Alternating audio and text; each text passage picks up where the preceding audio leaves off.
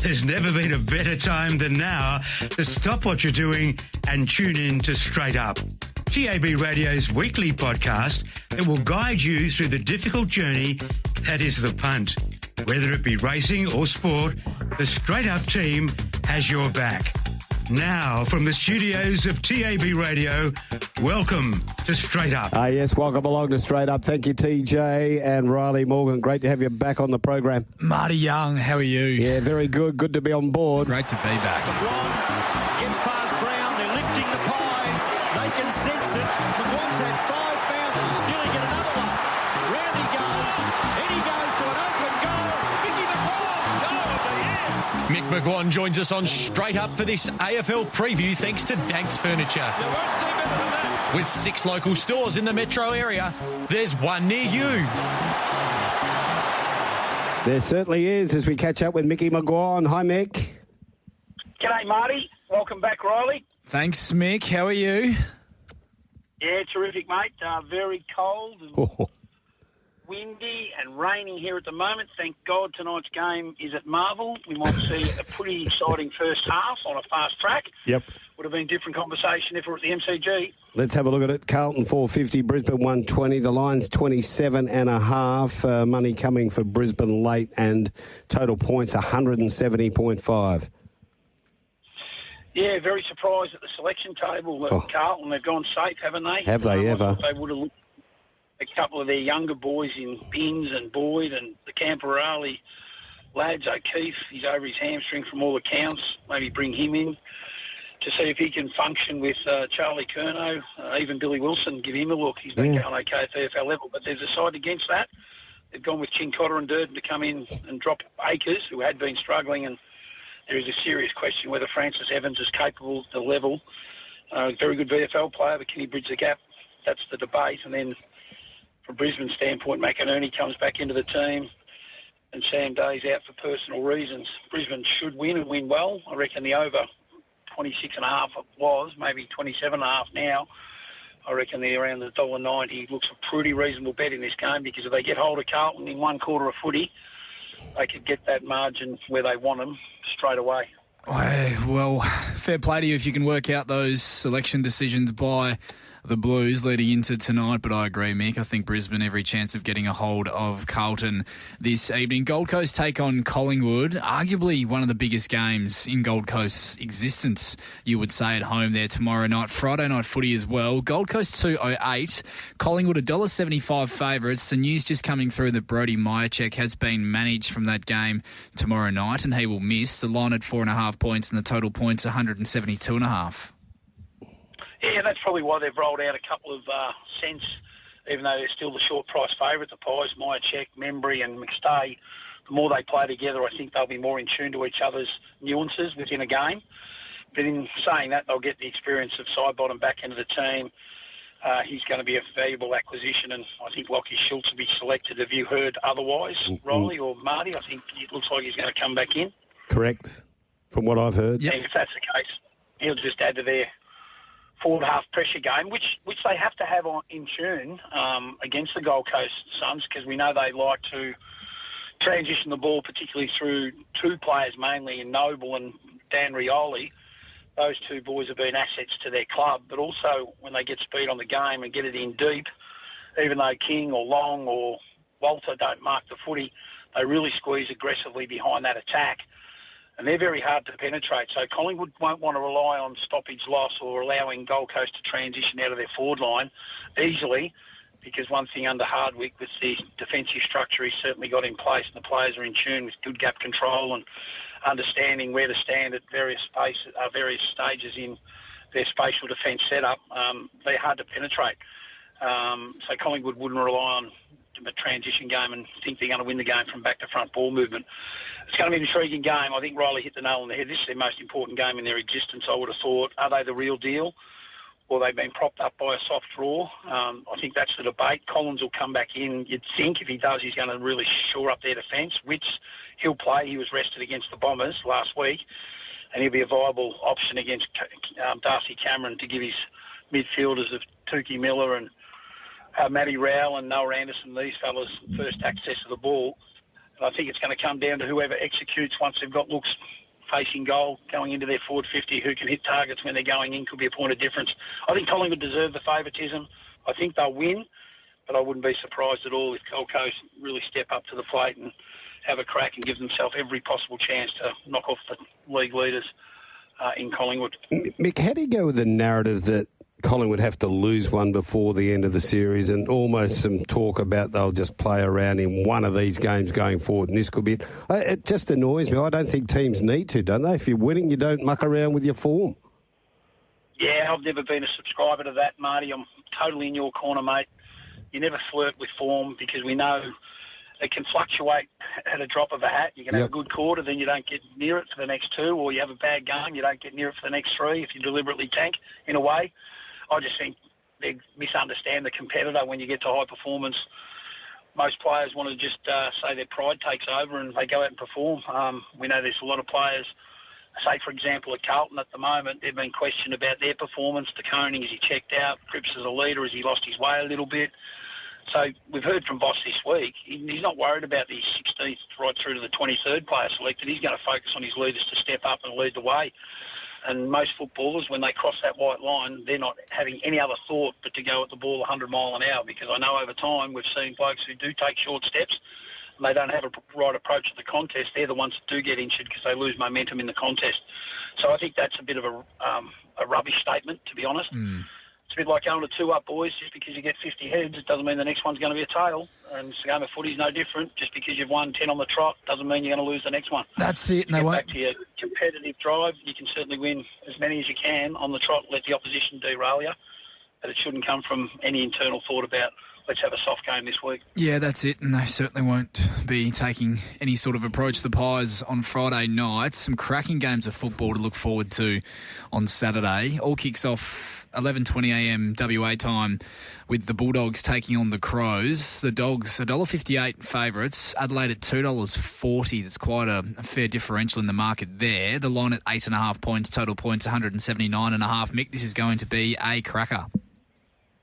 Yeah, absolutely. And there's an argument that both sides have sort of bullied up against those teams that aren't participating in the top end of the ladder at the moment. Western Bulldogs are certainly one of those clubs, and then being a Victorian, you sort of see more focus written about that, spoken about that on the airwaves over here. And then Adelaide being a little bit off Broadway by not being in South Australia, they've probably escaped the heat a little bit. But if you look into their winning profile this year, they could be under the same scrutiny. So it's going to be about who controls the midfield in this game. I think if Adelaide really bring great intent and pressure at the source and win the ball in those launch areas where they can get the ball into their three tools, we're going to find out about Luke Beveridge's undersized defence, because that hybrid model, once you win it back and they bounce out at speed, because you see different players like Bailey Dale winning the ball, or Bailey Williams, if he's behind the footy, really generate speed on the game with good execution and decision-making. That's when they kick into an open front half, and then Norton and Darcy, they can lick their lips. Riley West has had that type of year as well. But I think Adelaide, post-clearance, they've got the ability to win the ball back if a ball goes into their defensive end. But I reckon they'll certainly trouble the Western Bulldogs' defence if they get good numbers out of clearance, good looks into their front half. And then we'll see if this three-tool set-up with Dan Curtin floating in and Rankin being busy, even though they've lost Rochelle, I've got no doubt they can certainly trouble the Western Bulldogs at the Marvel Stadium. And this game's the first time that these two clubs have played each other at Marvel Stadium, or the old Etihad Stadium, since 2016. So that's just on a decade ago. So it'll be intriguing to see how both teams acquit themselves. Western Bulldogs, of course, are familiar with it, but the Adelaide Crows new to an environment. But I don't think they'll walk away from the challenge to see whether or not they're the real deal. Just having a look at the total game here at 179. Is that a bit low? We use a rating system here. We have the game 93-94, so that's 187. I think that's a viable option because we know it'll be up and back. It'll be a transition game. I don't think both teams will try to create a stoppage-type game to slow the other team down. The profile of Adelaide has really impressed me. They're second best team defensively for points against, behind Collingwood being number one. Yep. They've really won me over, especially early when we looked at them and said, it's all ducked over dinner in their first 3 or 4 rounds, but they made that adjustment. I reckon they're doing it pretty well, both sides of the ball at the moment. And I think this is going to be a beautiful game to watch, sit back and observe, and we'll find out who is going to be a real contender going into September. Whoever wins this game, you've got to give them a legitimate chance to be a contender for sure. A couple more contenders doing battle Saturday afternoon. GWS Giants take on the Cats. That's at Engie. GWS 210. Geelong $1.74 favourites away from home. The line at 4.5 points. Total points 174.5, Mick. Well, if we go back to round 9, boys, and it's not long ago, there's a pretty good template there for how GWS keep winning against Geelong. Not only is it contest and pressure, but it's territory and it's how you use the ball and make the ground as long as you possibly can, as quick as you can, to give those Whitfields and Ashes and the Finn Callahans, those ball carriers, an opportunity to run at the opposition's team defence, but then get good length. And that's the reason why Jesse Hogan that day finished with 7 goals, because he won the ball in attacking spots that he can convert. And I think the lessons out of Geelong would be, okay, we try to be a little bit tricky by half. Let's start Jeremy Cameron in the centre square. Let's put Bailey Smith out to a wing. I just reckon they won't do that this time. Go to your strengths, seriously challenge them. Your best duo is a midfield group's Bailey Smith and Max Holmes, complemented by the hardness of Tommy Atkins. Atkins, you go and check Tom Green at every clearance. Let them worry about what they do with Finn Callaghan. We'll worry about what we do with the best runners. You know, there might be a chance Mullen does the transition defensive role on, say, Finn Callaghan, who's so electric and he cuts the ground, he changes angles, he overlaps and becomes such a penetrating player with his distance with his kick. He's got to be kept in check. And I think the other one, they've got to get great forward 50 pressure from their smalls. You know, Manners providing it, Close has got to do more. I reckon Myers can attract more attention for at-ball pressure. And the other one, that Stengel, if he does come back into the team, he was out last week for personal reasons. If he comes back in, if you get that right from those 4 players when they're on the ground as a collective, that's when your defensive setup can hold fort and not get probably into the temptation, because my opponent's going back towards their goal, I have to go with him, which then creates these pop space opportunities for the ball carriers, Ash, Whitfield, Finn Callaghan to dart into, and that's when they can start their leapfrog footy. And I just think they'll really learn from that, because in that game in round 9 at GMHBA, very rarely do you see a team kick 9 goals, 2 out of their defensive end to go back to front and hit the scoreboard with accuracy. So I reckon they would have learned a lot about their mechanics of how defensively they broke down, but I reckon it was a byproduct of the at-ball pressure in their forward half of the ground. It just wasn't as good as what it should have been.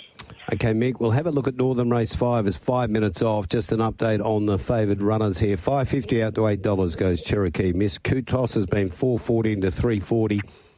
Percussion Prince, $5.50 into $3.60. 9 into $8.50 goes Sketter. 9 into $7.50 Il Giro del Mondo for the Donga Man. Richmond taking on the Bombers Saturday night. Announced a little bit earlier today for Richmond that Taj Houghton, very highly rated youngster, will be making his debut, who has had some injury troubles plague the early parts of his career. The Tigers at $2.95, Essendon $1.40 favourites. The line at 15.5 points and the total points 163.5. Mick, what are you expecting here? Yeah, got a bit of an emotional attachment to 2 debutants in this game, Riley. Taj Houghton, the son of Trent Houghton, who I played with at Collingwood, who went to Carlton. Really excited about this young boy's talent. Hasn't had a lot of luck with injuries, but he's certainly got the talent to perform at the level. Just hope he goes well. And then Oscar Smart for the Bombers. He played 6 games under me last year at the Keilor Footy Club when he's aligned to the VFL Essendon reserve team. He's a powerful small forward who can certainly mark the footy, but great kick for goal. Just got to make sure his work rate is a consistent standard for AFL, because he can certainly lack concentration or lack effort at times. But obviously the mid-season draft might have done wonders to his attitude. He looks like his body shape's certainly changed since he's been training at AFL level consistently. Diet would have been a huge focus to make sure he got that right. But there's no doubt both these young boys can play. So if you're a Richmond supporter, here's a party at Future right before your eyes on Saturday. And also for Essendon, they've taken the gamble of getting a young boy who's certainly got forward 50 craft, knows where the goals are, just providing his work rate and concentration as an all-time high. You'll find out that this young fella, Oscar Smart, can certainly play as well. Notwithstanding that, sorry, mate, I'm expecting Essendon to get the job done. they're short enough, but I thought they were pretty good last week for 3 quarters against the Gold Coast Suns, and I just reckon Richmond, in a way, they're sort of hit the wall.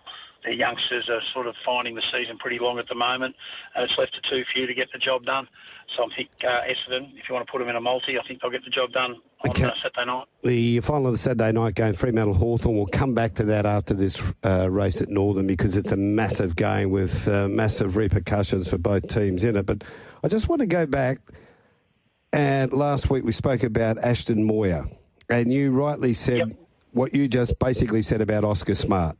And within a game of footy, we saw it all, didn't we? We saw him take a great mark against 2 and say, that's what you're looking for. And then you saw him against Darcy Moore, just thinking he had that mark under control. He didn't go at it hard enough, and Moore was able to spoil it and get the ball out of bounds and save a certain goal. But it had me thinking, Mick, what you're saying is 100% right, and it's probably the same with Oscar Smart, but give him a game up in the league. That way it knocks it out of them quicker. They'll learn more playing there. And this is why Carlton, I think, are taking the wrong strategy going forward. If I was Voss, I would have said, we've got 7 games and I'm going to play 7 kids before the end of the year that haven't had a game yet. Yeah, well, you align their philosophy against Essendon. They certainly played debutant after debutant this year, and it's gave them an eye for the future. And I think it's a missed opportunity. I rightfully agree with you there, Marty, in relation to Carlton. And when you look at Moyer last week, learn by mistakes. You have a shot at goal, you wheel off to get extra distance, you kick it into Maynard, you get smothered, and it goes back to front and ends up in a McStay goal. If you don't get exposed to that type of pressure in that environment, you're not going to correct the wrongs. The more you do it, footballers become creatures of habit, and more importantly, coaches and teammates are looking for the right habits. And the only way you get that exposure is do the right thing.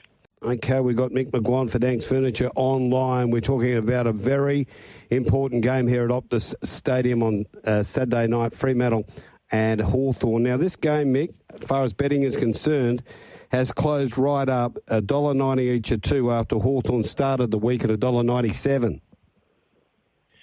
Yeah, well, I'm going to back the home team. I've been in their corner most of the year, as you boys know. I just think there's so much ridiculous criticism around Justin Longmuir at the moment. They won 6 in a row. They lost to Sydney. I reckon the midfield group would have put their hand up post-event and said, OK, we were part of the reason as to why we got beat. So I'm expecting the proud players they are in Brayshaw, Sarong, complemented by the 2 ruckmen in Darcy and Jackson, to really launch into this game and set the scene right from the first bounce. And they need to, because Newcombe, Warple, Nash, these types of midfielders won't be easy beats around the footy. And then they've just got to back their ball use going inside forward 50. And Shea Bolton, for me, I don't think he's got a match-up. I reckon he could be the one that could explode and ignite the crowd and ignite his teammates if the ball use and enough inside 50 entries do become a part of Fremantle's style. If that's the case, I think Fremantle can kick a winning score here. I just don't think Hawthorn are going that well at the moment. They're a bit clunky in a lot of areas. They might bring in one of the key forwards that's been out for most of the year in Lewis or Deere. I don't think they'll bring both of them in at once. And who knows what Sam Mitchell will do in relation to that extra key forward, because they certainly need it, because I think there's matchups for Gunston, there's a matchup for Chol. If they do get shut down, who are their goal kickers? They're going to rely on Watson and Ginnivan and these types of boys to get the job done. I think that'd be dangerous territory, relying on those 2 smaller players and probably Dylan Moore to hit a kick a winning score. And then they've got the swing type players that could cause concern. Sicily's just going. I reckon they're slow down back. Hard we can go forward. And I just reckon if they bring Switkowski in with Frederick, with Shea Bolton, with the 3 tools and a bit of Jackson, I reckon they can kick a winning score, providing they put speed on the game and they don't play safe. Mick, we know you are on the blocks here, so we'll fly through these Sunday games. Melbourne $1.22, North Melbourne at $4.30. The D's were good for a half last week before they were overrun. The line 26.5, total points 168.5. Can you see an upset brewing, or will the D's just get the job done?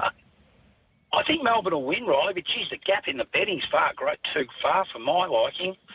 North will probably get Parker and possibly McDonald back, a couple of experienced players. Hope Larkey gets up. He's got that knee issue. Darling will probably return. Cobden's a chance to return as well. If one of the keys don't come up in Larkey or Darling, Coleman Jones is playing good footy at VFL. The big outs are Wardlaw at LDU, of course, Luke Davies-Uniacke. And Eddie Ford's another player that's playing pretty good footy at the moment. I wouldn't be surprised if Clarkson gives him a look in. And Melbourne should be pretty settled from the team that played last week. But Melbourne probably win, but $1.22, leave me out. Second of those Sunday games as well, as my monitor has just gone off for me there, Mart. St Kilda taking on Sydney. St Kilda 240, as you mentioned. Sydney $1.57, the line at 9.5. Yeah, I think Sydney will get the job. I think they've got too much class for St Kilda. St Kilda will be dour, they'll be honest, they'll be at you, they'll be in the grill of the ball carrier. But I just think even though Marty and Papley will miss, Francis will probably replace a Marty. Rampy's going to have a test. But I just hope Ben Cox has got the foresight to bring a young kid that I would certainly play in this game, in young Jesse Tatoli. I reckon he'd be a good chance to be picked this week. And I know you love younger players, fellas. This young boy's a bit similar to Oscar Smart, powerful forward, beautiful kick, gets into good spots as a forward 50 player, and I reckon it's a perfect opportunity to play against the St Kilda when they should dominate territory with their ball use going inside 50. He might be the one that could get on the chain and sort of add some enthusiasm and energy to a Sydney team who thinks they can still be a part of September action if they win every game in the run home. I think they'll win. $1.60 appears good odds to me. I just think they've got too much class for the Saints. Okay, final game, Sunday, 2:40 our time, Port Adelaide 110, West Coast to $7, a line there 37.5. Yeah, Pal Pepper, Radigalia, Vizentini all missed season the rest of the year, unfortunately through serious injury to those three guys. That opens up the door for Lord and Finlayson to come in.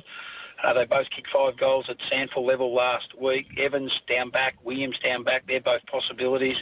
And then in the front half, Moraes and Jackson Mead, they're forward 50 options as well for Kenny Hinkley. Whereas West Coast Eagles, you boys would know more than me, but some of their boys that have played well at Waffle level, Tom Gross, for example, had 30 at Waffle level last week. He's a good young player. Yep. He should be exposed to some senior footy in the run home.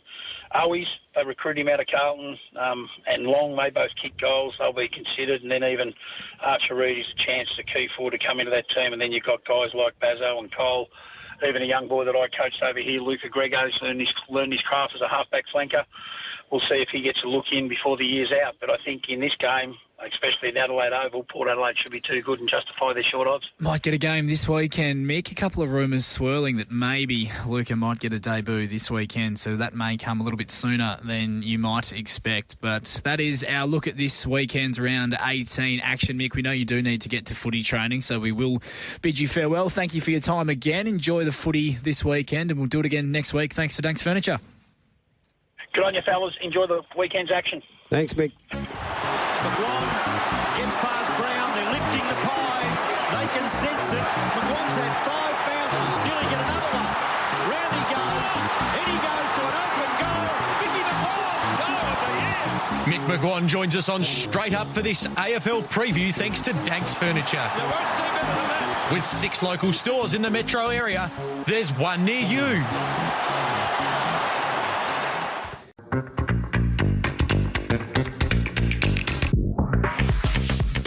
There's never been a better time than now to stop what you're doing and tune in to Straight Up, TAB Radio's weekly podcast that will guide you through the difficult journey that is the punt. Whether it be racing or sport, the Straight Up team has your back. Now, from the studios of TAB Radio, welcome to Straight Up. Yes, and let's welcome along McGinnity to the program. Bradley. Hi, Mart. Hey, Brad. Rolls. How are Got you, the mate? old team back together. Isn't it emotional? There's a lot of text on the Retrovision text line, sponsored, of course, by the Mundaring Hotel, wanting to know where the mauler is today. He's There's plenty. he's Trying to sift through them now. he's actually earning an honest dollar today, but he was very good again last week, and we have got his tips for the punters. How you going, Brad? Wonderful. Wonderful until we hear otherwise. Always good. Good to see you, Mart. You're looking well. Thank Good you to see very you've much. got yourself together. Things were looking a little bit... Wonderful until proven otherwise. We've got a mental awareness week coming up, and that's really helping get over a few issues. I needed one after doing this meeting on Saturday. I might need a week. Aquanita Stakes is race number 4, named after the great horse, of course, and the Belmont Oaks, named after the Belmont Oaks, in race number 6. You ever won either of those, Mark? No, I haven't. No, can't say I have. Don't think I've had a runner in either. Yourself? Not yet. No, that's a bit above your grade. Not yet, but about to. Oh, hang on. Hang on. Hang on a second, chap, he said. Oh, we're just hoping, Mart. We'll get there. We'll We'll just get hope. there. Now, the Dinella TAB sponsor the quaddie for $100, the best quaddie, the winning quaddie, and it was Greg. Greg L won it last week. The great man. Great man. Yeah. Is there anything that man can't do? He was the only one who got it right. It was a tough day. Yeah, but you know what? This was crazy. A lot of people got Lord Gannicus and missed the last winner. Really? It's like a Wes Cameron story. You know, Wes Wow. used to give us a story on the quaddies. I got Used the to. $28 one. I got the $140 one in there, one out. Missed the $4.40 favourite. The one in the last, I left the favourite out. So, Jesus, Wes. It's Yep. unusual. He's Yeah. listening in, the big boy, too. He's texting in. Cheerio, Great big man. Wesley John. Yeah. Now, Mart, your job might be a bit more difficult this afternoon. Well, we're on camera today, too, so don't forget. Well, that's only one aspect of it. What else and I one gotta I do? hadn't considered just yet, but at the moment, no markets. Oh, no. They're gone. Gonski. Well, this is the They're all man. gone. Just check the future final field section, Rolls. There are Well, the that's parts of the website. Usually not the area that I go into, Yeah, right. Brad. I don't think I've ever been into the future final field. So what have you changed it for? We'll check that out. There's an issue. I might need Oh, some you help should. to find it. That'll be a minor stuff. So where do we go? Future final fields. Yeah. Right. There we go. Yeah, We're back. There's a back? We're back. They just did it for us, did they? Or do I have to go future final fields? You do have to go future final This is fields at good the moment. radio. Well, I didn't know where to find it initially, Mart, so don't worry. It's a problem we both encountered. I reckon you guys should talk about this for another 6 minutes. This is enthralling stuff. race number Fair one. dinkum. Now, what are we doing with the track down there? Race day rain and a fair amount of it, which has to be a concern. Lots of rain. The poor track copped a hiding on Sunday, didn't it, Rolls? Oh, did it ever? And during the racing as well, so that's very hard to recover from. There was no visibility of the track at one stage. It was raining that heavily, so it's had a fair bit. So our man Potsy probably been up against it all week, but we'll see how we go. Race day rain certainly doesn't help, but a little bit of a cutaway there, Mark. too. Yeah, cut away, 3 metres back, soft 6. And you're saying it could even get worse. Well, race day rain.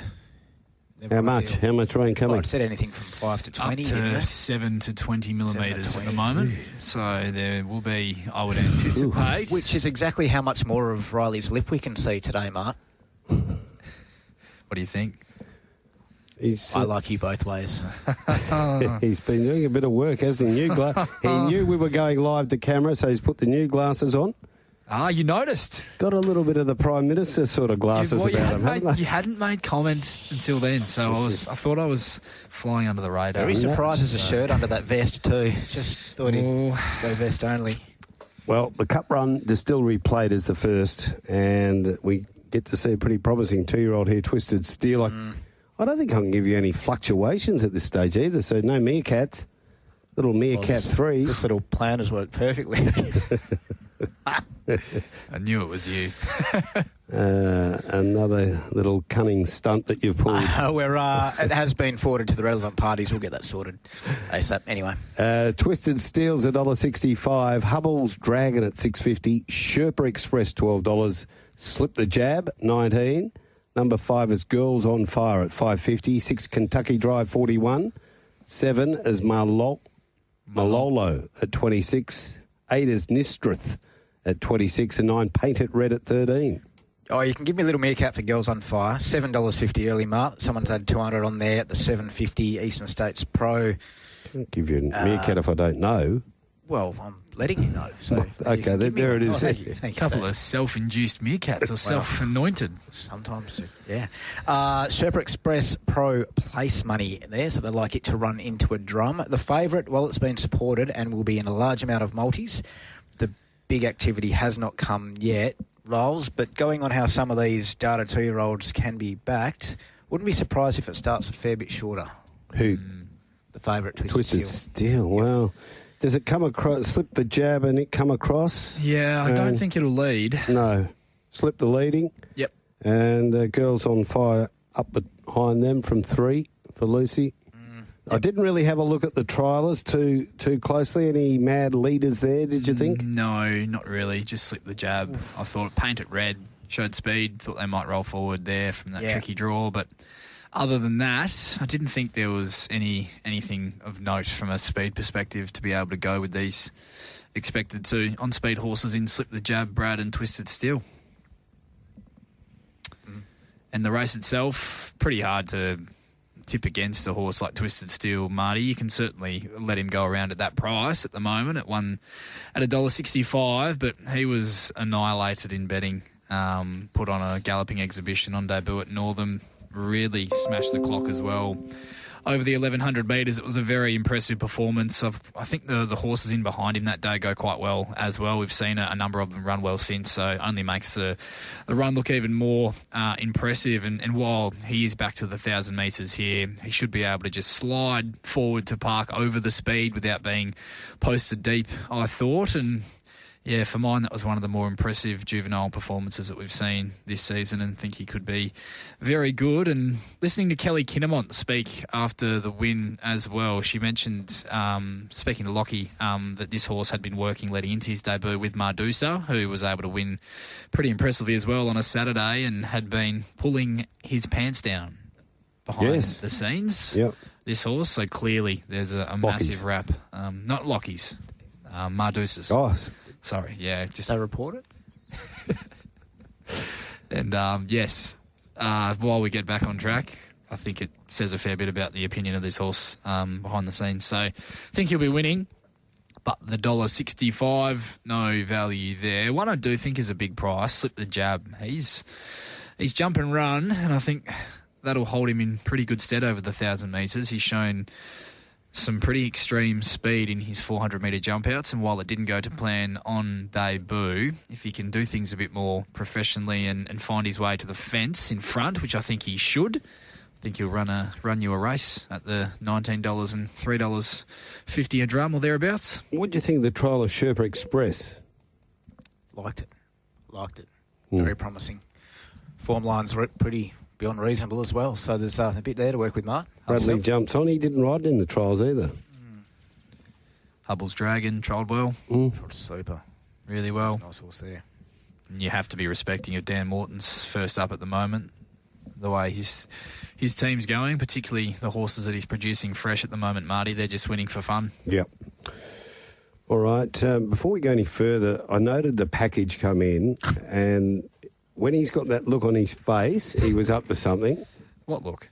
That very officious look. The one we all know all too well. The one that I'm ignoring Marty and I only want to talk to you, Riley. That one. It was a very firm handshake that he gave me as well. So what's he on about? He was just passing on the news to our listeners that they can indeed come racing at Gloucester Park here, where we are presenting from in this beautiful studio out of the cold on Mondays 21st and the 28th of July. Enjoy our Monday racing special with a delicious 2-course lunch set menu for $32 in Steelos.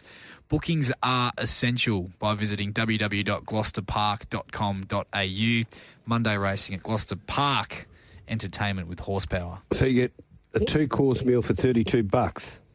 $32 in Steelos. 2-course lunch set menu, Mark. See, I have a Monday off. This could suit me. You think he would have given me that to read, wouldn't you? Because you think, you have Mondays off. You can come down here. You can go to lunch on the Monday, and then we can get you in here and slide you in for a 10-minute slot on Monday drive after you've had about 5 pints of Swan. You've got the $9 pints on at Steelos. Yes, $9 Swan drafts. And it's free entry on Friday night. They're giving the place away. Come on down here to Gloucester Park. Tap Touch West Speed Platinum is race number 2. And again, no fluctuations, but we have got some fixed odds. If you're looking for the fixed odds, you've got to go to Futures. Final field. 1 Stylish Lord, $6.50. 2 Bondi Bubbles, $51. 3 Success Play, $16. 4 Cruise to Victory, $4.80. 5 Elbow Lounge, $31. 6 History Won't Care, $5. 7 Bar Timers, $6. 6 Asphalt, $3.30. 9 Civvy Street is $34. 10 Fortunes Luck, $17. 11 Classic Ruler, $41. Same price is Archie. And Pazzo Cavallo is $101. The pros have circled too, Mart. Ooh. Asphalt. Mm-hmm. The $5 early. 300 there. $600 at the $4.60. A couple hundred there at the $5. Cruise to Victory, local pro money, $300 at the $4.40. Bar Time, $400 at the $6.50, $400 at the $6.50. So, yeah, those are the three. With a bit of money coming now for History Won't Care in a great betting race because this is a good spread of cash. Yeah, interesting race, this one, Brad. Very competitive Westspeed Platinum. The pros have clearly circled a couple that head the market in Asphalt, whichever you would prefer. What do you reckon Ash prefers? You're unreal, Bradley. We missed him. Else. Were you here last week? Yeah, I was. Yeah, that's right. You weren't here last week. Yeah. You were very good last week, Brad, I thought. Carried so, 2 hours to ourselves and you don't remember. This is giddy area. Carried the show. Have you got Stylish Law whizzing across from out there in 12? And maybe Bar Time kicking up from 8, something like that? Whizzing across is... Yes, to a degree. Don't think he'll be able to make his way across into the front, but... I'll be able to amble to a stalking type position.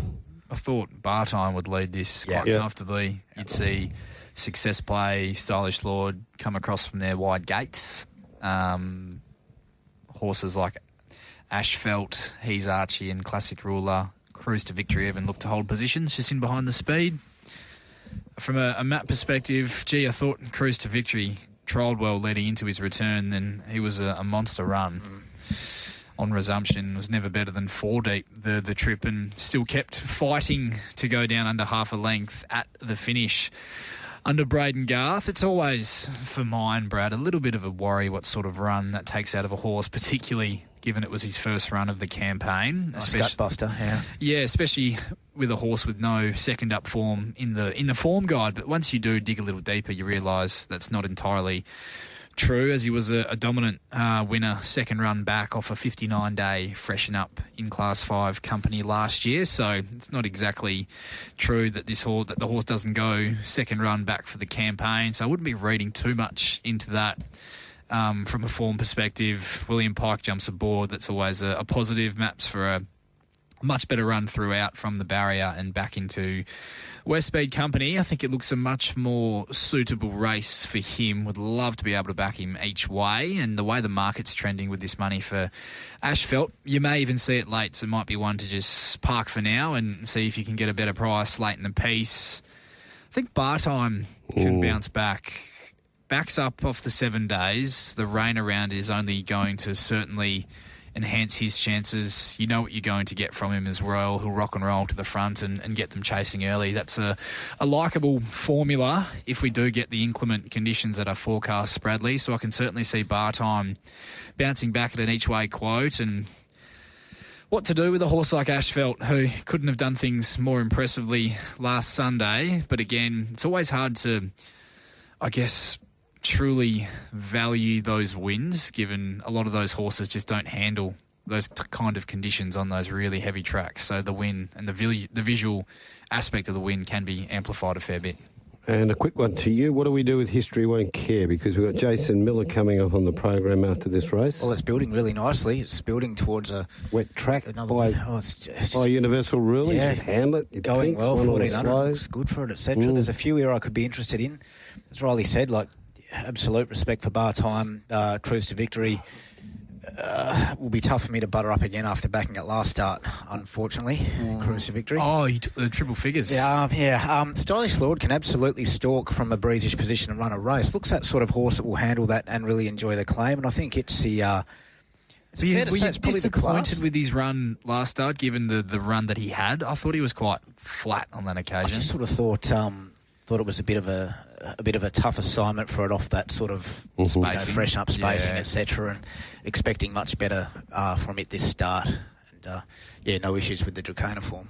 For the Mundaring Hotel, what's happening on the text line?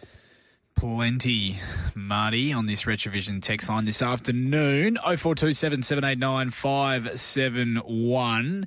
Glennie from Fremantle sending in his quaddie. I was so far off the Dianella Tab quaddie last week, I might as well have been riding them myself. It can only get better.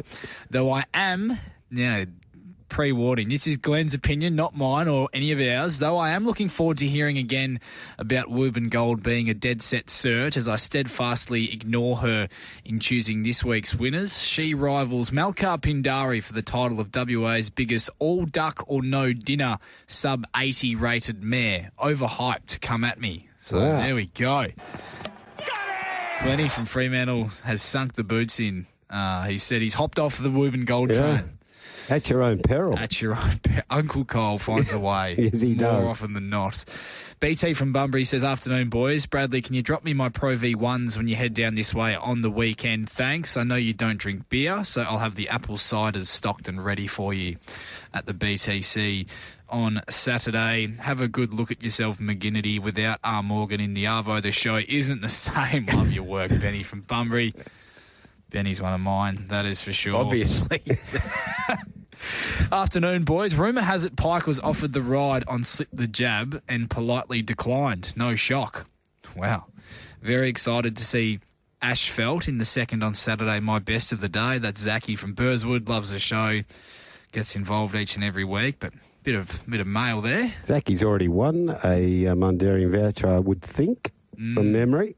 Well, he's slick operator. He's the newsman now. He's breaking stories. The rumour that Pike offered the ride and said no, thank you. Winners are grinners, boys. Thanks very much. How do I get the voucher so I can burn it ASAP? That's from Greg L, the great man. Greg last L, week's winner. Yeah, well, Greg L, the boys at the Tab at Dianella, they'll be listening in. They've got your details, so it's up to them to get hold of you and sort that one out. Yep. Gordon looking for Mart's maps for race 5. He says he really needs them. So they'll be coming. When we do get to race 5, we'll make sure we do You can have the premium. We'll do the deep free dive. of charge. And g'day, mate. Champions. G'day, champions. Has Brad ever gone up overs for his own horses? $3.30 Redback Flyer. Must be something in his contract. Regards, Jeff of Lathlane. Prefer not to lay horses I've shares in early because it tends to get the integrity department asking questions. It's a tough He's gig. gone either way. It's a tough gig.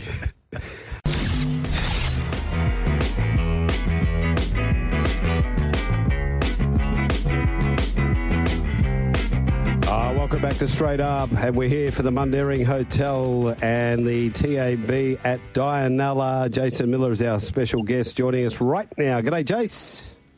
G'day, guys. How are we? Good, thanks. Jace, how are you? Yeah, going all right. How is the team in prepreration for the trip They're all down to looking Bunbury? at me at the moment. I'm just about to chuck their feet in, so feed they're all time, got is their it? heads over. It's feed time. So they're all looking over, waiting. We might start with History Won't Care, who goes around in race number 2 there at Bunbury on Saturday. He's a universal ruler. There's a fair bit of rain around, and he's been building quite nicely this campaign. Jace, off the back of a win first up. Yeah, he has been going well this campaign. I was hoping for a softer track last start, but it wasn't to be. No, look, he's probably going the best I've had him. He's always showing glimpses, and I've always had a good opinion of him, but we've just had a few niggles along the way, and he's probably racing more genuine and more consistent now. So, yeah, hopefully he's in for a good prep. Not having much fun at the barrier draws at the moment, unfortunately. No, but, look, all depending if we do get a bit of rain and the track chops up, well, it might play into our favour if they're going to come wide. So, look, it's not ideal, but if we might end up 3 deep in the moving line, but I'll leave that up to CJ. He's riding pretty well at the moment, so confidence is high, and I don't normally give him too many instructions, but he stepped a little bit slow last start, and just the way the races run, he got fanned on the corner. He probably did a good job to run third. He was strong on the line, but just stepped slow and probably wasn't really in a winning position halfway through the race. There's always been a little bit of a sneaky rap about this horse. What's your feel about him, from a futuristic point of view?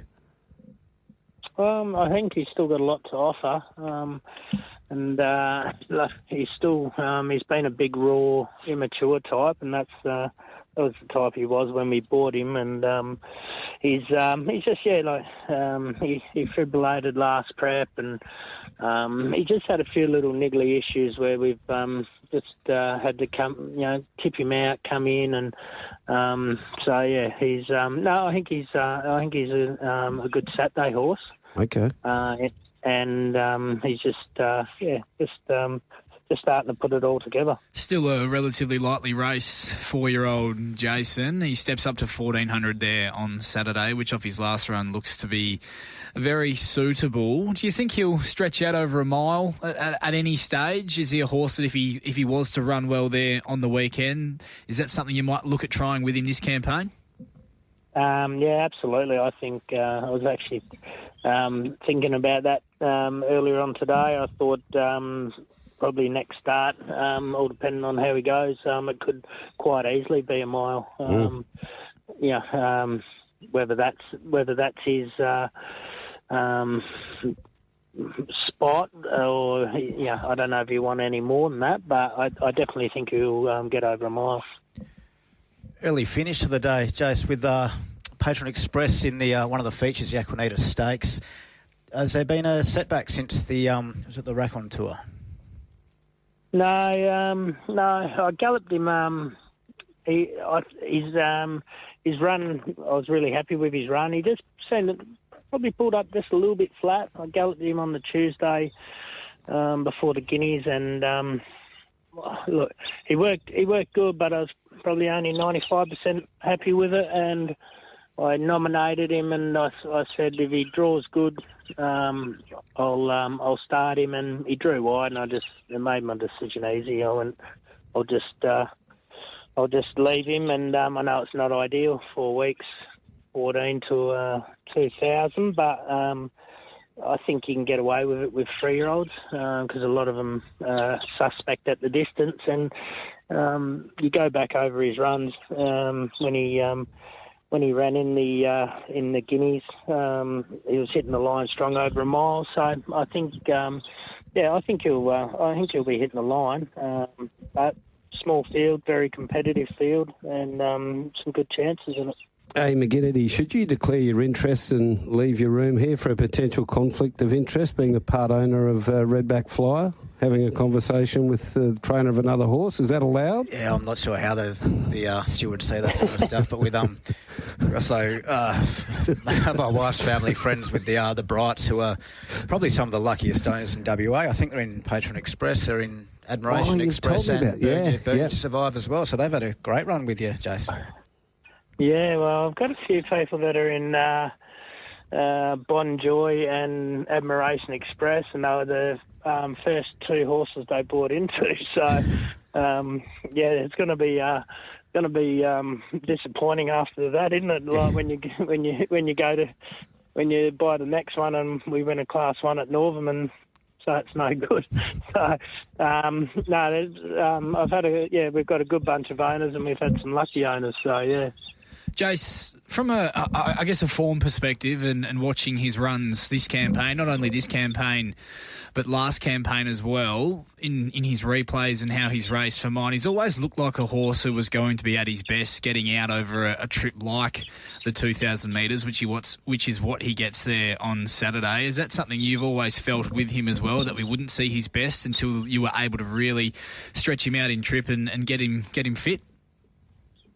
Yeah, look, I've always thought he's a middle distance horse. Whether he's a genuine stayer, that's still to be proven. But I definitely thought mile 1,800 on what he's showing behind the scenes, and in the families that throws up all kinds. It's produced horses that win over 2,200, and I think a couple of 1-2-year-old races over 1,000. So, it's very it's a mixed bag. And Admiration, she's, I think, her best distance 1,800 to 2,000. So, yeah, middle distance. I don't think she's a genuine star, so I think he might be the same. But look, in saying that, until you try him, it's hard to know. He's a bit unexposed on wet tracks. What's the gut feel there? I think no, when his last start in the he's run on a soft track. Yeah, he's run a second on a soft. Yeah, 2 starts, 1 second. Yeah, when he ran fourth, I thought, on the track that day, I thought his effort was good. He got beat a nose to Storyville, and it come out and ran a good race. Its next start, so I think the form. I think his form's probably just as good as any. Jace, how is the stable star Bonjoy travelling at the moment? She's been back in just over a week now, looking well. And, she had a good break. She's done well. And, she come back in. We had Rocking Society come back in at the same time. And we've got Bernia to Survive. He's been back in about 4 weeks. So, okay. And Touchwood Sound, we've got his seemed to have his feet under control, and a fair few the decent ones have come back in, a little bit off racing, but it's good to have them back in. And did the good mare go out, Admiration Express? Yeah, she's gone out, and she's having 4 weeks off, so I think another 2 weeks and she'll be back in as well. So it's exciting times heading forward to the carnival. Now, we don't normally have interviews on this program, but we started it last week, and Mickey Grantham declared Forever Boy. He got the money. Can you declare us one and keep this run going? Look, I think History Won't Care can win. What is he? $5, $6. So each way odds at the moment, Jace. Yeah, I think his work's good. He's racing well, and his numbers have been good, and he's trained on well. So I think he'll be very hard to beat. Is the MJ Nelson? That's not Gupta, is it? Yeah, it is. The big Guppy needs some. Of course he will. I think he's going to Coral Bay this week, and I've dodged it this year, so he might need some spending money. And is that Larry Dwyer? Yep. Yeah, geez, you've got some strength, a bit of strength in there. Got the team, so a strong crew. All right, no doubt they'll be listening. All the very best, Jason. Better feed those horses. They'll be chomping at the bit. Right, thanks, knocking down the doors. See you, mate. Yeah, all right, take care. Cheers, Jace. He's a ripper, Jason Miller. And there you go, good Porsche. Got some nice horses in his care at the moment. Talk about bases loaded, yeah. Well, there you are, punters. We can only give you the information. I reckon worth a little each-way gamble. Not really paraphrasing. I think he basically said the $5 was theft. It's what it sounded like to me. Now, you think we've sorted these issues out? They are sorted. For the Bunbury Volkswagen handicap over the 1650. Well, you like that, don't you? Something about a German accent gets a little chap up and about. So McGinnity conducts interviews in the same tone as Hannibal Lecter. There's the early clubhouse. Can you just reply to that with a rub solution on the skin? All right. The Bunbury Volkswagen. Let's have a look at it. True player. Oh, it's gone to sort. Hang on. Let me sort this out. Fix flux. Hit that. Right. 1, Famous Dane. 6 to 550. 2, Alaskan. 850. Hit 9 into 750. Number 3, True Players. 420 to 350. Long Jeans is a 950 chance. Manzor Magic is 31 drifting. More Than Enough 750, 650. 5 Downs 51. Number 8 is Uncle Gerard is 850 from 950. 9 is Lano, $17. Spec Den. 10 No Peer is 10. 11 Royal Gap is 21. And 12 See Your Champ, 71. Lano, 500 at the $20. True Player. Local Sharps Keen, 500 at the 380, but earlier 350 at the 420, 500 at the 380, couple of hundred at the 380, 400 at the 350. Good money, True Player. One of the better goes of the day. Eastern States Pro money more than enough. A couple hundred at the 650. Bit of money starting to come now for Famous Dane. 250 at the 550. Champion, you can have that again. Uncle Gerard. Couple hundred at the 950. Oh, Champion. Oh, no, that's gone off. That's all right. My apologies. You can't have it again, I retract my Champion. Alaskan, some ESP money as well. What, five down from 9. Jade McNaught speeds across. Don't think it'll be leading. No? Who have you got leading? I thought Lano would look for the front, Lano. and even more than enough kicking up from barrier 6 with your man Bradley Parnham. Famous Dane to sneak forward out wide. From out wide comes, I thought it'd come across, with... There's a bit of speed in this, I thought. I didn't have it overly speedy, but anyway. Well, there's horses, I think, from out wide that'll look to get across and find positions. Which can generate it. I can't see any handy that'll really want to hold with any intent. I think they'll be pretty quick to settle. Mm-hmm. Just listening to, I was down there at the Sandfibre meeting, which Lano was able to win at last start. Listening to Ash Maley, he seems to think this is a real genuine on-pace type of a horse that needs to be ridden with a bit of intent early doors. So I anticipate that Tash will be given the instructions to really come out and look for the front with a bit of intent. So that's how I had this race playing out. No real opinion for me. I thought this was wide open. True Player made amends for I thought it was a bit of a flat run first up. Maybe just wasn't up to the mark. With a grindy win over the mile, second up in Class 3 company. I'm still not entirely convinced. Well, he hasn't convinced me off that run first up, and then that he's at his best on a soft track and a really rain-affected surface, and thought off that win last up, Brad, that he might even be looking for a bit further already than the mile or the 1690, which is the mile trip essentially there at Bunbury with the changed or the amended distance ranges. I don't think he'll have many excuses with the run. He's likely to enjoy in transit, but just haven't sold myself yet on what level he can get to. I know Grant Williams has quite a big opinion of him, the way he speaks about this horse in his interviews, but just one to watch for me at this stage. I think Famous Dane's well placed with the rain around, back into a graduation. He's going to need some luck from the draw with the 60 kilos, but he clearly does his best work with the sting out. He drops back in trip, which is a massive tick, and that tough win 2 starts ago in 66 plus company, which was a much stronger race than what he meets here over Lord Gannicus. Looks even better now, as we know, with Lord Gannicus winning last weekend. I really like the platform, but he's going to need a good steer from Lucy Fiore from out there, Brad.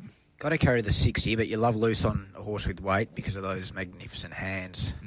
So, Famous Dane for me at the price rolls. I'm happy to put a pen through the staying runs because I think even the camp have been pretty vocal that maybe the miles are better go for it. So this looks, a pretty nice setup for Famous Dane to just sort of amble across to an on-pace position and really give him something to catch.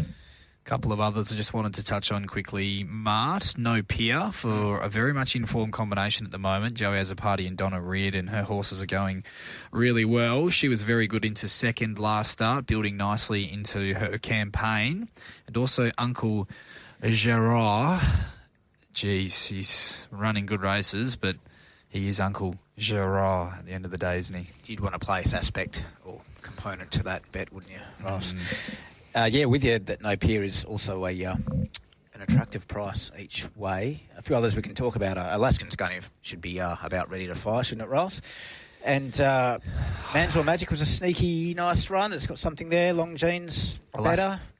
Alaskan's a really one-paced animal for mine. I think he's one I'm happy to wait for till he gets out to the genuine staying trip, unless this turns into a real war of attrition. Right.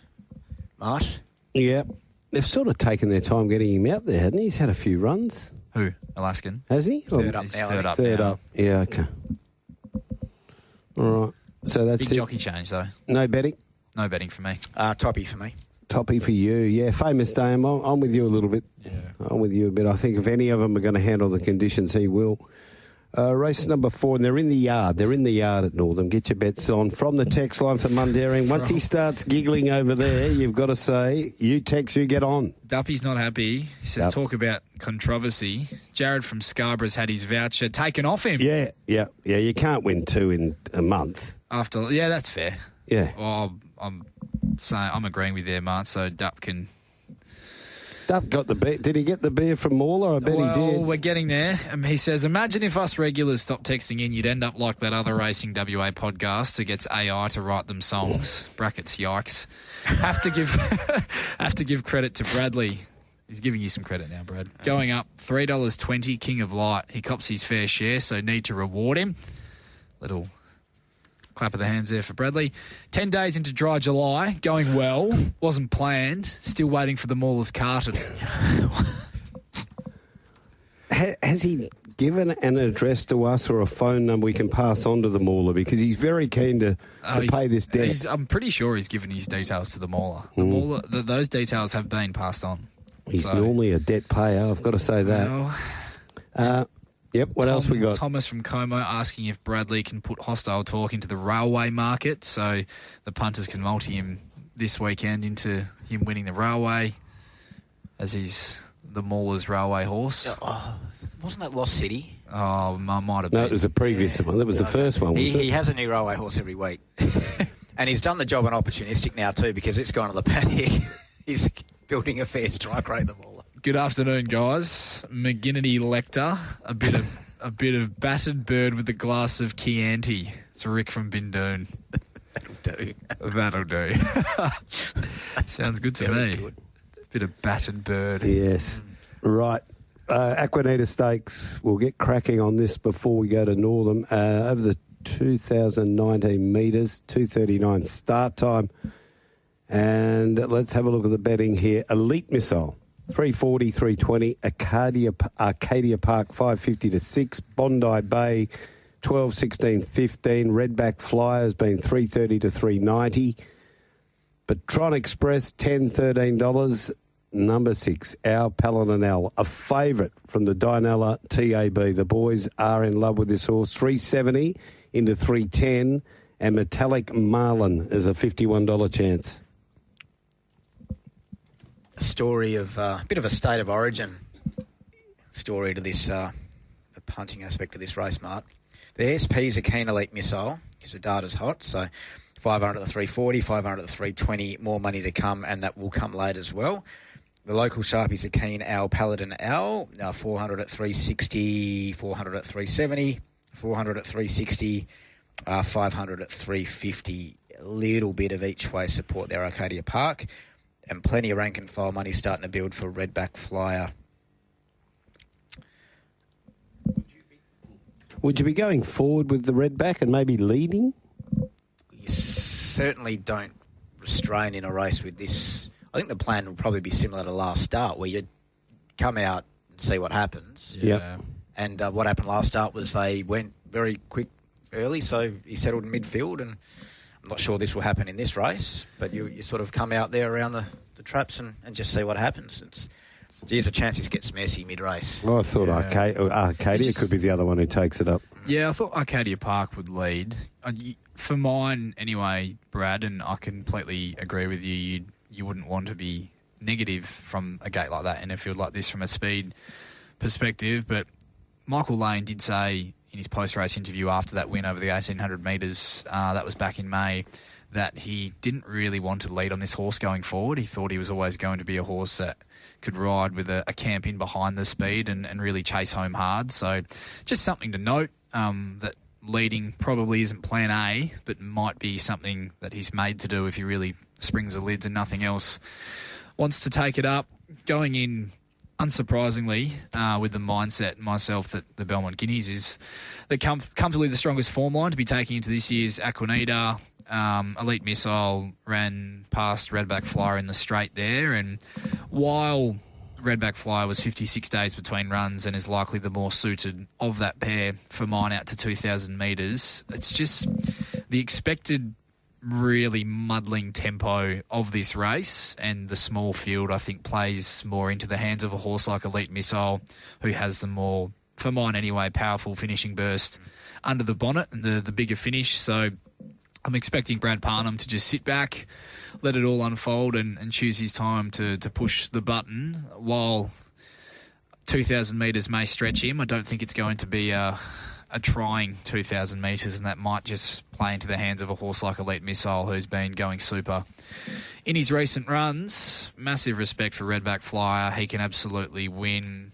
Looks like he'll only improve the further he gets out in trip, and he's versatile, as we know. And, our Paladin all raw ability now gets Pike. The market absolutely loves this horse, Brad. I'm sure you can attest to that.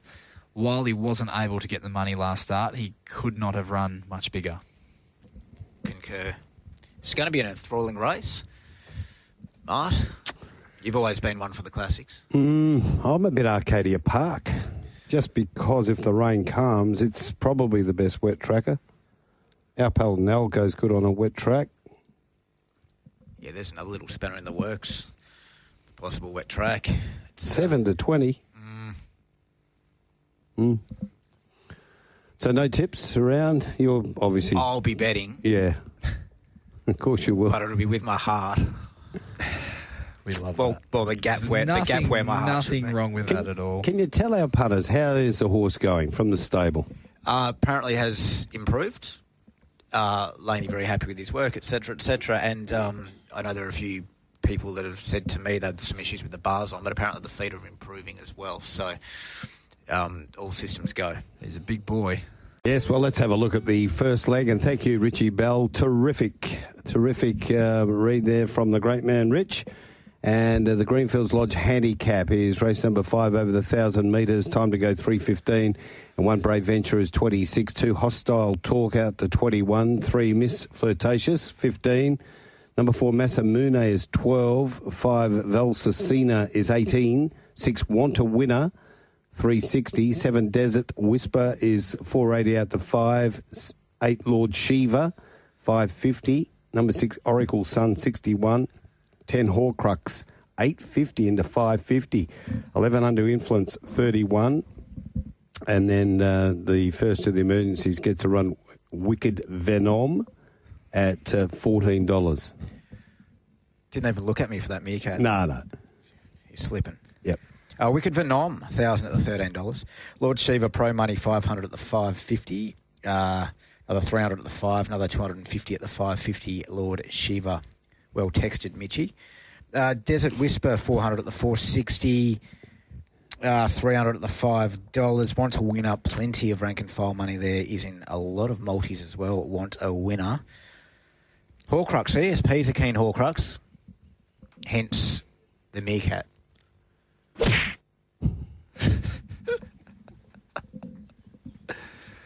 Oh, the producer's woken up in the back. He's with us. Wow. Teaser's pressing buttons now. Bit of speed here. martsmaps.com. Yeah, just finding them now. It's all AI generated. You know what it's like now. It's all changed since I started doing them. People are paying you for AI generated maps. Well, this is what we've got here at the moment. There's speed everywhere, as you would expect in a 1,000-metre race. Alex Hearn, your man's going to drill Oracle Sun out from 4. Lord Shiva and Barrier 3's going to go to the lead. Desert Whisper comes across from 10, Lucy and Lukey. And Horcrux Pike from Barrier 14. Catch the Red Eye. What's it going to do? Poke up from 8. Start. Yeah, needs to get around first. Yeah, they're coming out, though. They're being scratched en masse. Once there's a bit more rain. Do you want to bet against the run? And Miss Flirtatious from 11. So there's a bit of speed out wide coming across. There is. We'll just start ringing people up. Get one of them out. Oh, that was unreal. And that was the one that our text messenger asked for, race 5. You could not have got more than what you've asked for. No. That spiel then. Outstanding. Oh, my goodness. So come on. There is a bit of tempo. Yeah. Let's not lie. There's a bit of tempo. Does Desert Whisper have the speed to get across Lord Shiva? Bradley? I think it does. It depends on Intent. Tactics intent, yeah. Intriguing early watch. What's Horcrux doing from out there? Well, we've got it going forward. Yeah, I think, well, the horse will go forward, but I thought 3 deep all day. What happens if it gets really heavy? Just throwing this one up. If it's a heavy, how will it play then? Will they be coming down will the fence be off? Yeah, it will. Well, the track in general will chop up pretty quickly. Yeah. Because it's already copped a lot of racing and a lot of bad weather and a lot of racing during that bad weather. I feel like we've seen tracks with cutaways of late. I think sample size, I'll say over the last 6 months, jockeys really trying to avoid using them when necessary. Okay. I do remember we used to have a run of pretty hot cutaways, and that seems to have probably diminished a little bit. Haven't seen that as much recently, not. But I remember a couple of years ago, the cutaway almost used to bank on wanting to be leaders back first horse through on the. Yeah. So yeah, and that seems to have changed now, and definitely when the tracks get wet, obviously the chops up again. Mark's confusing our listeners with all these leaders and speed in the race, and speed coming from horses that aren't in the field yet and still waiting to get starts. And I know that. I get you've got to have. You got to have every option covered. Yes. Who was that texter? We'll block him. That was Gordo. You can't block Gordo. Gordo, no, it's all good, Gordo. It's Brad from Maylands. Yeah. I had a bit of trouble getting the AI working there, Gordy, so sorry, mate, I was a bit caught up. I had to do it manually. You had a few windows open in your browser at the time, Mark. Your attention was taken elsewhere. Correct. Bradley, what did you make of the first up win of Want a Winner? I made a lot of it. Tradesman-like? How about yourself?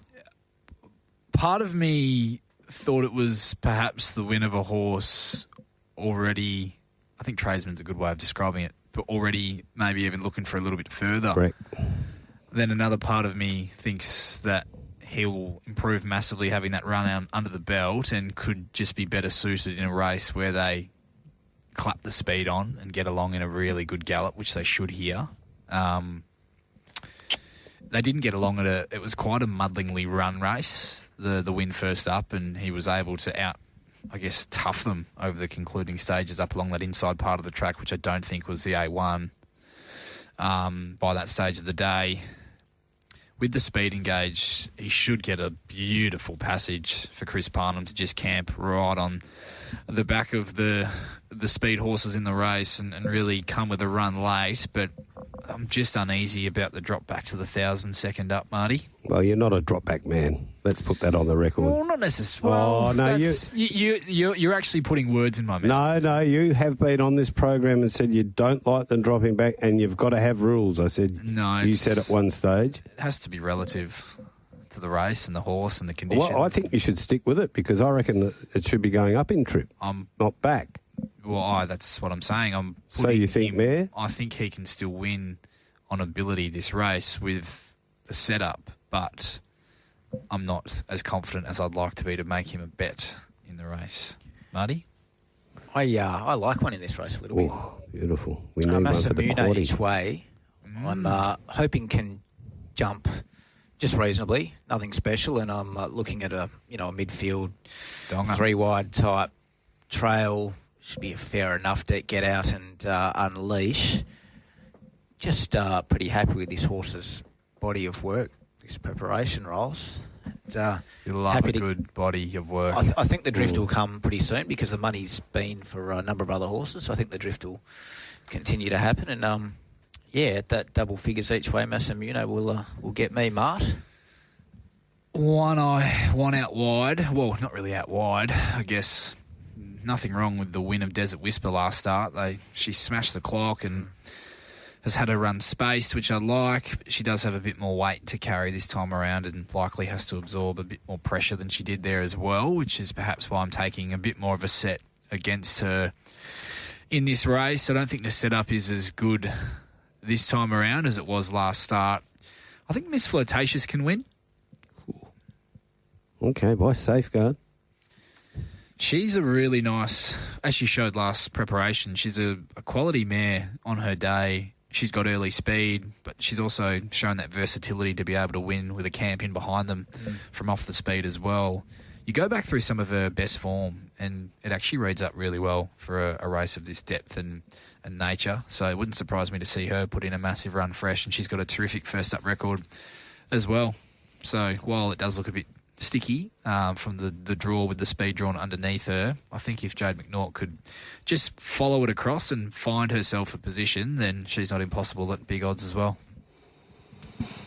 Yeah, okay, I'm a track and distance winner and proven on the soft track by Rommel, having a good run over the winter months. Desert Whisper.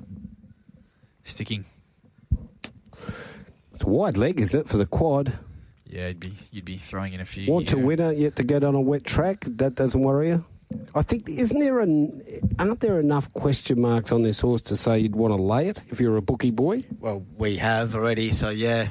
It's and keep laying it? He could start a lot shorter than the 350. It'll be... Yeah, it'll be interesting to see if the massive amount of punters that got stuck into it last start are happy to go again. Remains to be seen. They did scratch him from his intended first-up run because of a wet track, Mark. Yeah. Looked outstanding in the yard, Want to Winner. Should be by yes, out of the sea. You think, man, it's going to look good. Oh, stop it.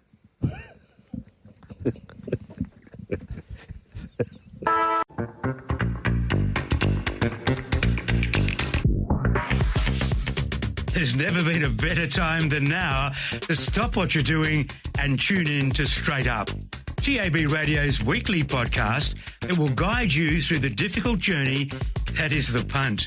Whether it be racing or sport, the Straight Up team has your back. Now, from the studios of TAB Radio, welcome to Straight Up. Welcome to Straight Up. To have your say, send in a text on 0427 789 571. The best texter on today's show will win a $100 voucher to be redeemed at the magnificent Mundaring Hotel, the heart of the hills since 1899. Go to mundaringhotel.com.au. It's got our little man up and about here, right? We get into this big one, the Belmont Oaks, listed over the 2,019 metres. Time to go 350 and fancy. We've saved it up for this one. Here we go. 250 into $1.95. Showlass is $6. Kimberley Rose, 11. Rosie Can Run, 20. Annie Warbucks is 23. Carsavina, 18 in from 23. Impressive Jewelers, 21. My Zoom is 61. Prete Royale is 31. My Harvest, 16 in from 20. Eternal Romance is $23. Lillian, $10. Archu is 51. And Gold Enigma, $71. 700 at 250 Fancy Red. 750 at 240 Fancy Red. A couple of $500 bets there, Fancy Red at the 220. My half, a couple of hundred each way at the $19. Kimberley Rose ESP's pretty keen from a place perspective there, so that's come in a little bit. In regards to other sharp money, a little bit of ESP money, Carsavina at the bigger price. What about this map, Marty? Or not one I've got a bit going on here, mate. Okay, one sec. I'm trying to sort out the... I can take control. Take control. Well, it's not one of the strongest Belmont Oaks fields you'll see, Brad. That's for fair. Wouldn't be one of the strongest Roburn Oaks fields you would see.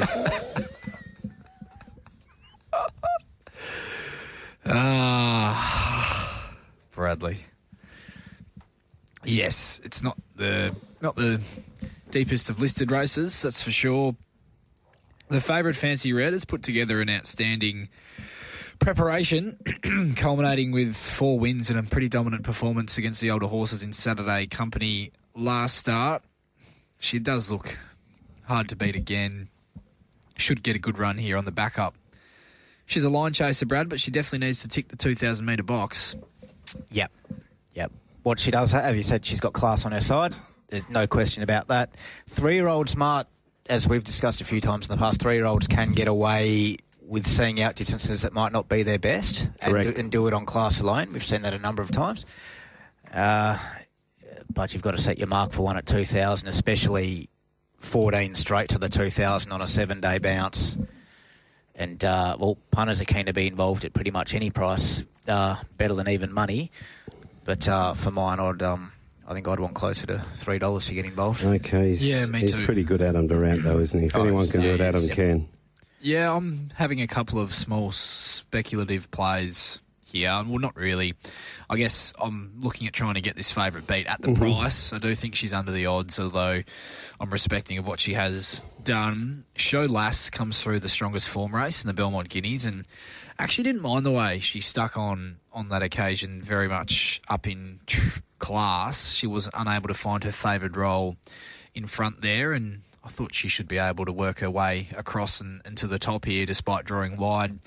Once again, whether she can run a strong enough 2,000 metres to stave them off remains to be seen, but she's pretty tough, and I like the fact that she's going to put herself right there in running, and if she potentially gets this a bit cheaper than what we think, I think she'll run a mighty race. And I know David Caterino has always felt she's a filly that'll get out in trip, whether that be this preparation or next, but a filly that would get ground in her career. So good opportunity and measuring stick for her in this race on the weekend on Saturday at the each way price. Happy to have something on Show Lass and want to have something on Kimberly Rose as well. I thought she was terrific behind True Player, so you get a good look at the strength of that form earlier in the program. That race has already produced 2 subsequent winners from it as well, so it does look to be good form early doors. The way she got home late and through the line, couldn't have done much more, and gave the impression she could be a filly looking for a bit more ground.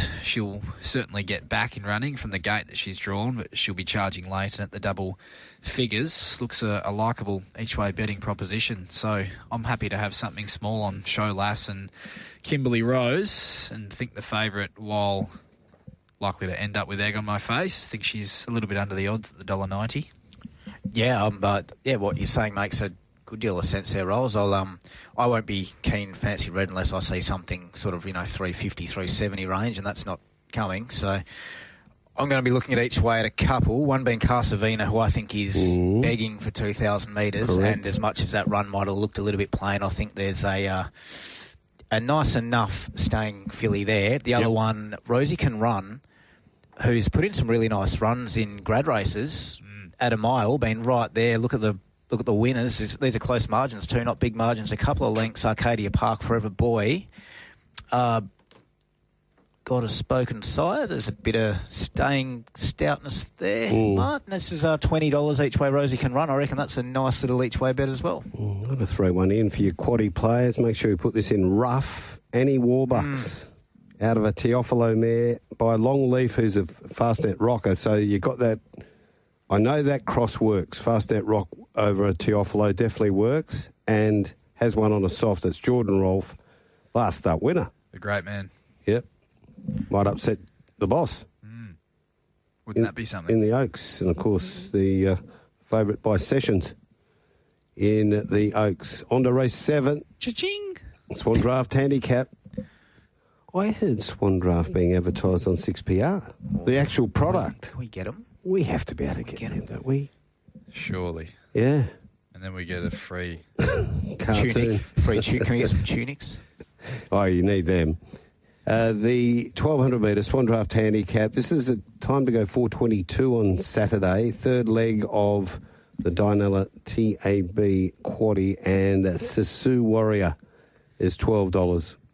Cold Shizzle, 41. 3 Hell I Am, 23. 4 Super Session, 650. 5 Bay Z at 11. 6 Wooburn Gold is 10. 7 Russian Sniper, 34. 8 Snow Prince is 18.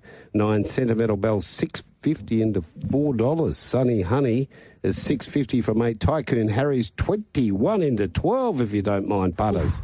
No Brainer, 750 to 6. Lockie's got lots of money. And Jelly Can Run is $31. Just before we get to the early betting moves, we'll get to address a bit of this text message. The Mundary. Traffic, Marty. Yep. Rick from Rossmoyne sent his quaddie in and said, boys, send your best juju to my footy team, the Dockers, who badly need a win this weekend. Put Switkowski in, take Amos out and move the ball with a bit more speed. I think that's good advice. Does he know Mick McGuane tipped them to win? Well, Threw me off. I won't be. I won't be either. I'll be tipping Hawthorn. Greg L. Bayzid could be the bet of the weekend, boys. Ticks plenty of boxes, drops in weight, likes the track distance, and has also won on a heavy track.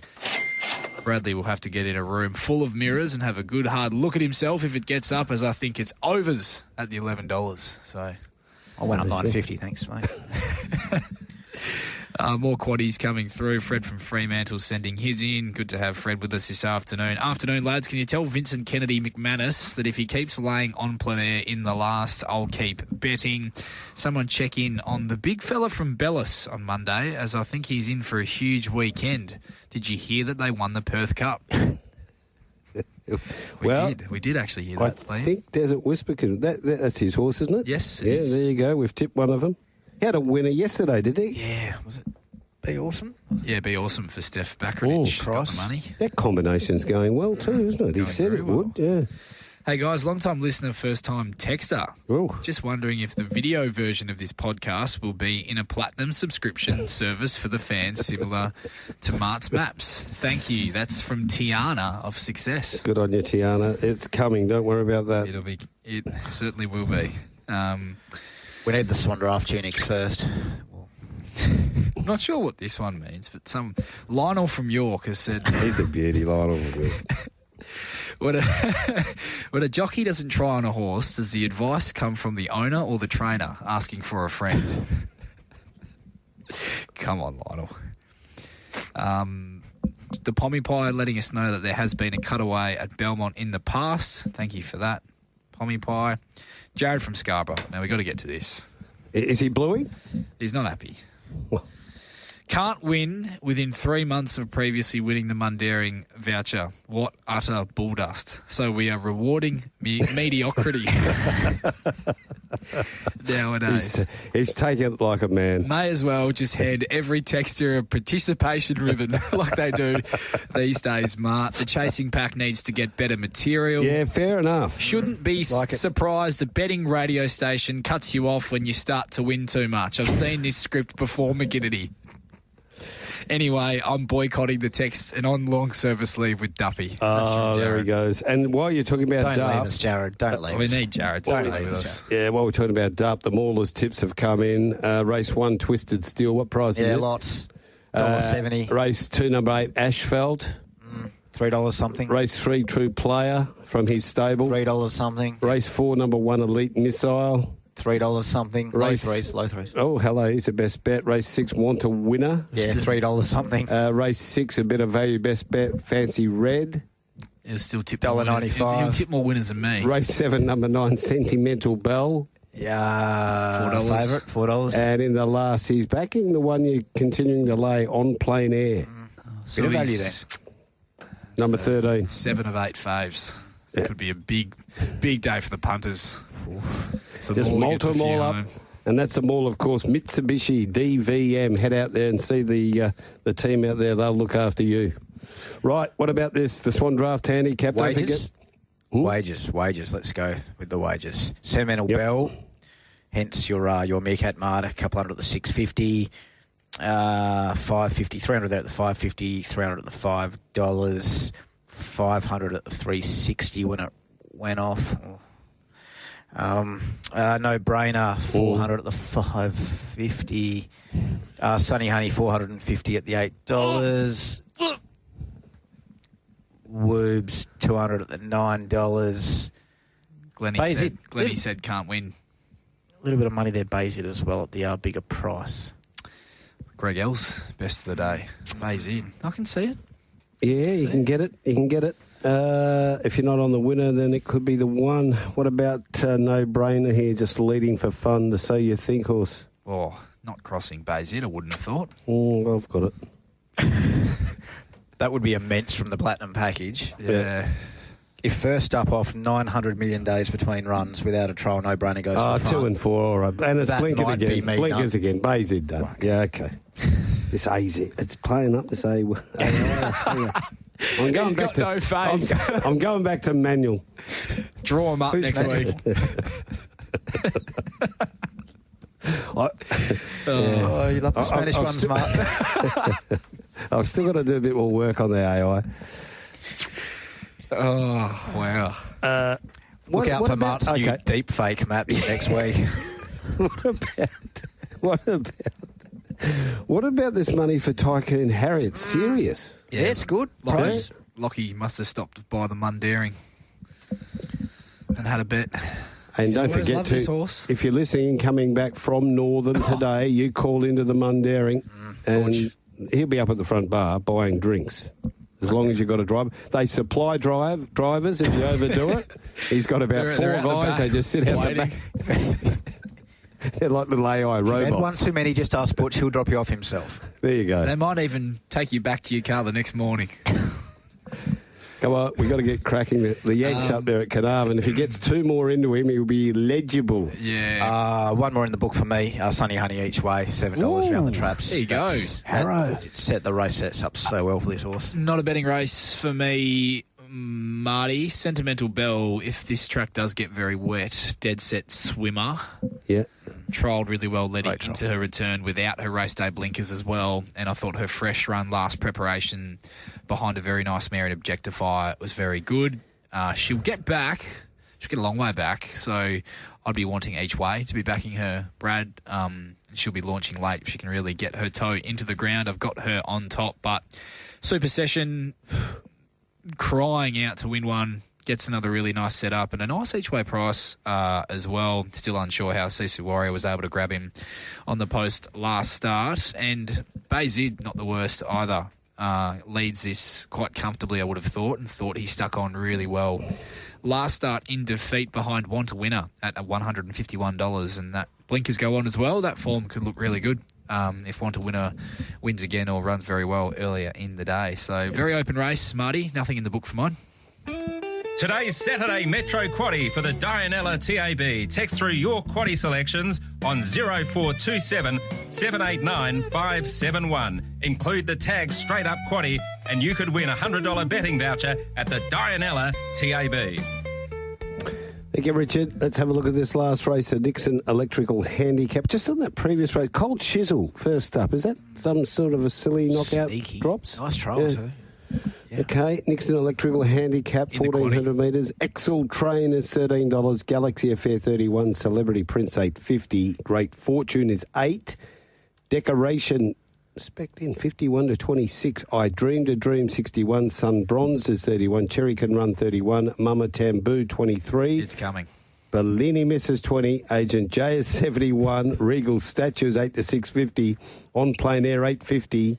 Mr. Raffles is 71. Supernatural 380 into 245 and Warrior Lass 71. Thanks, Mart. Supernatural, funnily enough, is the one they've come from here. 400 at the 380, 800 at the 350, 500 at the 350, 800 at the 340, 600 at the $3, 300 at the 290. 500 at the 290, 400 at the $3. By that stage, I'd sort out enough. Any more? Decoration, a couple of hundred at the 50s, if you don't mind. Regal Statue, a couple of hundred at the $8. Bellini Miss, each way snipping. There'll be a few keen there. Yep, each way snipping at the 20s. And in regards to other pro-type money, not a lot to speak of. Does he kick up from one on Excel Train? Yes. Yeah. Yes, he does. Bit of Great Fortune coming over from the wide draw 10. Sun Bronze kicks up inside of that. And Agent Jade right around him for Amy Jo Hayes. Yep. That's exactly what I had, Marty. So you've nailed the last. See, I've gone back to doing it the old way. Yeah. You should stick to that moving forward. The old missionary man comes into it. Might be a little bit less time with Dougal on a Wednesday night, but I reckon the old way is the best way. I double fed him today. He didn't know what was going on. Jesus, birthday. Had to wait a little while, but I was on the way in, Marty, pretty keen to make Supernatural my best bet of the day in the car a couple of hours ago, or now probably 3 hours ago. $3.50 thereabouts was available, so someone's opened the... I might call Mayo on that. Open the shoulders up. 10, but... Oh, well, It was $3.50 was there for long enough if you were quick enough. Absolutely, yeah, it was. Yep. And that was an easy best bet of the day for me. I think she's well and truly short enough now at the 2.45. I wouldn't be backing her at that price, but I think she finds the most suitable race all campaign. Loved how she chased home on the inferior part of the track a couple of starts ago in that 1,000-metre race where Desert Whisper just ran them ragged and they smashed the clock, and then backed that up with a really good run last start at 1,200 metres from a very wide gate behind Wanta Winner. She hit the line like a filly looking for 1,400 metres now for mine, and while I didn't think there was much between her run and Celebrity Prince through that same race, I do think with Pike going on and the fact that she can position up a pair or two closer in running, that she holds the aces on that galloper, given there is a fair bit of speed engaged in this final event on the program. So it's a case of, I don't know, I think she's the best betting proposition of the day, but not at that price anymore. The price has well and truly gone off, Bradley, and pending what the market does, would perhaps even be more inclined if she was to start even shorter or hovers around that 240 quote to have something each way on Celebrity Prince at the price. Yeah, I'm leaning the same way. I think Celebrity Prince, or at least we know it ticks the 1,400 box. Supernatural hasn't ticked it yet. As much as it looks like it may appreciate it, we won't know until 4:59 Saturday afternoon. Because I'm banking they're going to run 2 minutes late. There's a bit in this race. There's a bit in this race. There is.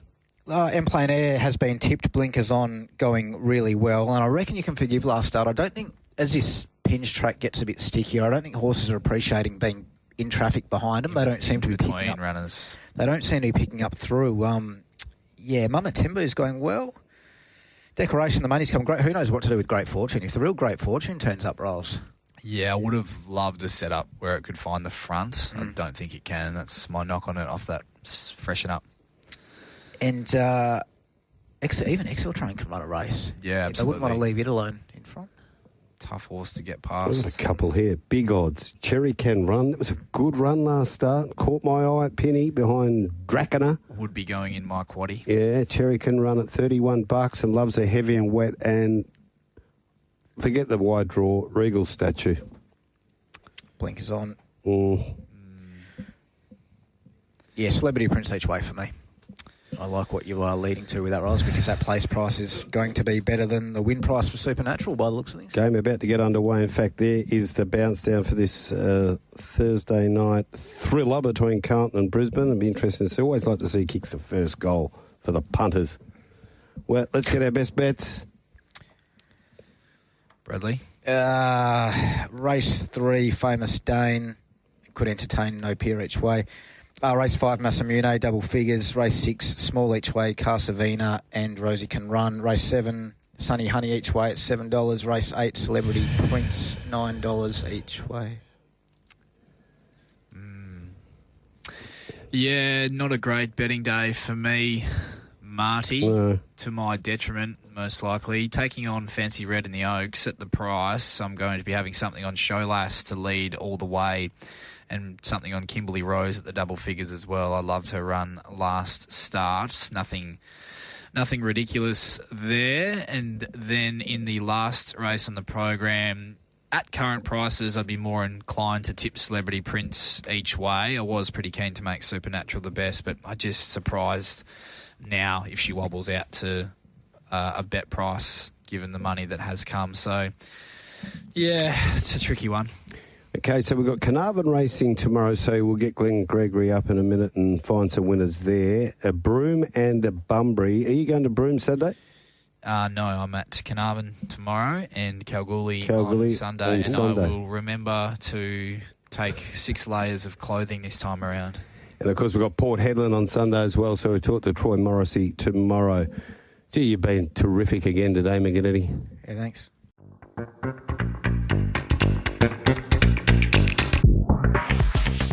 We hope you enjoyed another stimulating episode of Straight Up. All betting markets supplied by Tab Touch. All care, no responsibility went into the production of today's podcast.